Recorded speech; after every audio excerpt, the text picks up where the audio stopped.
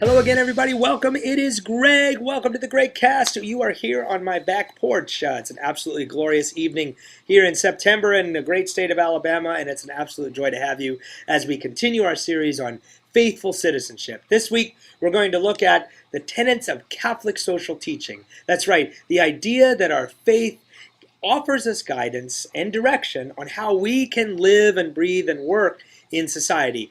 We're in a free country, and we can do whatever the heck we want, I guess. But as a matter of faith, as a matter of being active and involved in our Catholic faith, there's some suggestions, maybe some strong suggestions, maybe even something that you should consider very seriously in how you look at applying your faith to society. That's why they call it Catholic social teaching. And there's 7 little tidbits, if you will, or challenges, I'm sure, that we can look at. And I want to take them each one by one and kind of break them down a little bit for you. But I'm really going to just do what the church does and offer you a little explanation of what it is that maybe, well, you know what?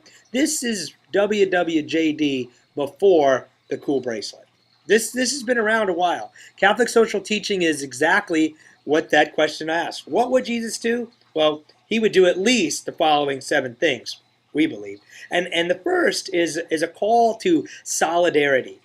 Solidarity is this concept that we are all together. We are all neighbors. We are all one body in Christ. And for me at my age, and this might not mean a lot to our younger participants here, but you know, in Poland, as communism fell, there was this great movement called the Solidarity Movement.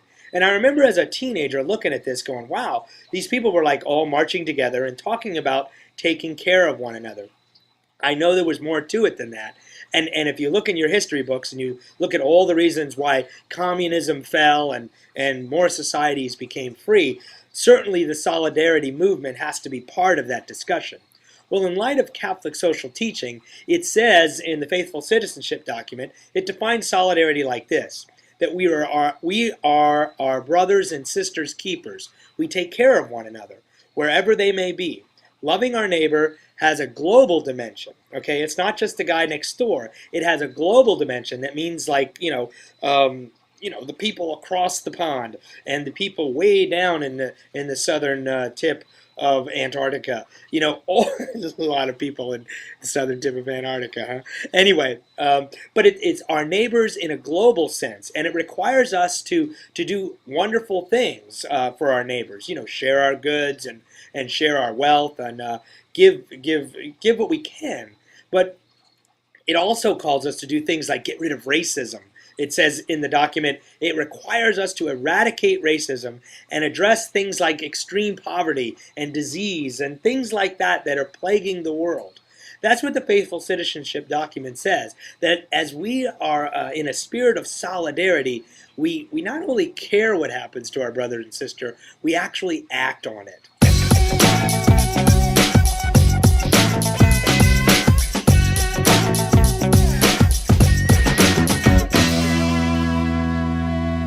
The next item on our list of Catholic social teaching is about dignity, the dignity of the human person. This is the Catholic teaching about the dignity of life, and it calls us to oppose things like torture and unjust war and the use of the death penalty, and to prevent things like genocide and attacks against innocent civilians, and to oppose things like racism, and to overcome poverty and suffering because we don't overcome it just because it's a great thing to do, or just because we want to help be the best guy in the world kind of thing. No, it's about dignity. It's about because it's wrong. And we support and we fight for the dignity of the human person, born or unborn, and the idea that we want to eliminate the suffering, we want to eliminate the challenge, we want to eliminate that injustice that happens. And when we fight for things at a level of dignity, it really matters more than if it's just a political issue. So you have to understand why people get so excited and passionate about things like the fight against abortion or opinions against the death penalty or this idea of torture going on in our world. People are passionate about it because it's undignified. And so in a sense, our Catholic social teaching challenges us to go ahead and take it to that level. If it touches your heart, remember that phrase, if it breaks the heart of Jesus, then, and if you feel that, I mean, that's kind of the idea of being a Christian, to have your heart touched by the things that would touch the heart of Christ. So, in a sense, dignity, it really is the core of what Catholic social teaching is about.